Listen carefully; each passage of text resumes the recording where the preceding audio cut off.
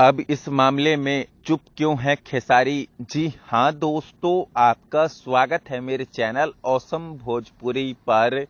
Video को पूरा देखिएगा। वीडियो पसंद आए तो वीडियो को लाइक और चैनल को सब्सक्राइब कीजिएगा। दोस्तों, जब से विधानसभा चुनाव का रिजल्ट आया है तब से ही लगातार लालू परिवार बिखर रहा है। लालू परिवार की बेटी रोहिणी आचार्य तेजस्वी यादव पर गंदे गंदे आरोप लगा रही है। दोस्तों, बीते 24 घंटों में रोहिणी आचार्य ने ये 2 पोस्ट किया अपने सोशल मीडिया पर, जिसमें वो बता रही है कि उन्हें किस तरह से जलील करके उन्हें उनके मायका से निकाल दिया गया, उन पर चप्पल उठाया गया मारने के लिए। उन्होंने अपने इस पोस्ट में बताया कि मैंने जो किडनी अपने पिता लालू यादव को दिया उस किडनी को भी गंदा बताया गया। वो अपने इस पोस्ट के माध्यम से अपने सभी फैंस को कह रही थी कि शादी के बाद आप सभी महिलाएं अपने ससुराल, अपने पति, अपने बच्चों को देखिए। अगर आपके मायके में आपके माता पिता को आपकी जरूरत है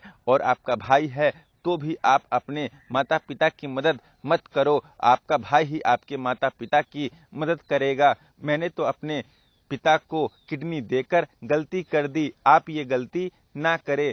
मैंने अपना किडनी अपने पिता को देने से पहले अपने पति, अपने ससुराल से इसकी अनुमति भी नहीं ली, तो आप लोग मेरे रास्तों पर ना चले। दोस्तों, रोहिणी आचार्य के इन पोस्टों को देखकर साफ पता चल रहा है कि उनके साथ कितना ज्यादा अत्याचार हुआ है।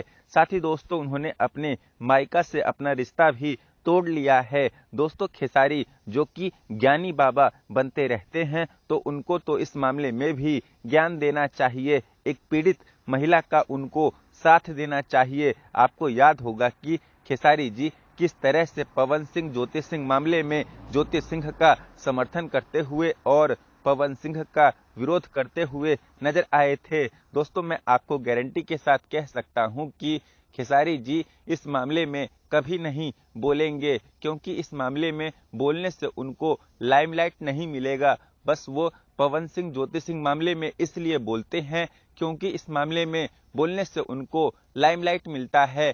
खैर, इन सब विषयों पर आप क्या सोचते हैं कमेंट करके जरूर बताइएगा। धन्यवाद।